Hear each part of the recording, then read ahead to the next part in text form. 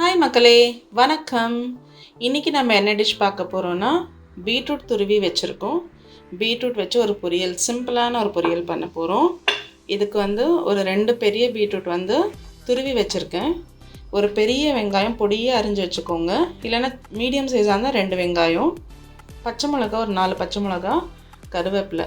தாளிக்கிறதுக்கு கடுகு, தேங்காய் எண்ணெய், உளுத்தம்பருப்பு போட போகிறோம். வாங்க ரெசிபிக்குள்ளே போகலாம்.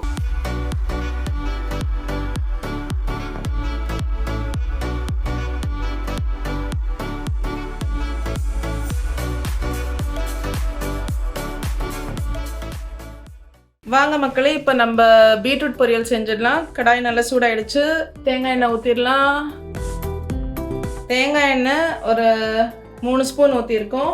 கடுகு போட்டுடலாம். தாளிக்க கடுகு போட்டாச்சு. கொஞ்சமாக உளுத்தம் பருப்பு போட்டுக்கலாம். டேஸ்ட்டுக்காக க்ரன்ச்சியாக இருக்கும் சாப்பிடும்போது, அதுக்காக போடுறோம். வெங்காயத்தை போட்டுடலாம். பொடியாக கட் பண்ண வெங்காயம். பச்சை மிளகா போட்டுடலாம். கருவேப்பிலை. இதுக்கு தேவையான உப்பு போட்டுடலாம். இப்போ வெங்காயம் நல்லா வதங்கிருச்சு. கலர் பார்த்தீங்கனாலே உங்களுக்கு தெரியும், நல்லா ப்ரௌனிஷ் ஆகிடுச்சு. இந்த மாதிரி ஆகணும். இப்போ பீட்ரூட் போட்டுடலாம்.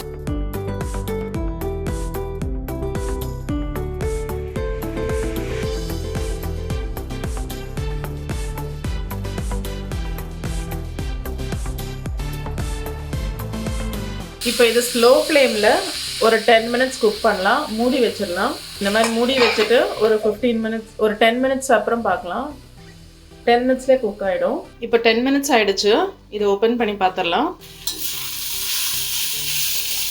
பர்ஃபெக்டாக குக் ஆகிருக்கு.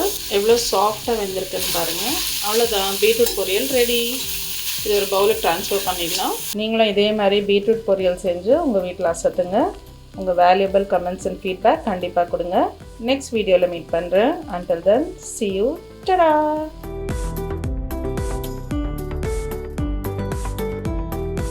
ஹாய் ஃப்ரெண்ட்ஸ், வீடியோ லைக் பண்ணுங்கள், சேனல் சப்ஸ்கிரைப் பண்ணுங்கள், உங்கள் ஃப்ரெண்ட்ஸ் ஃபேமிலி எல்லாருக்குமே ஷேர் பண்ணுங்கள்.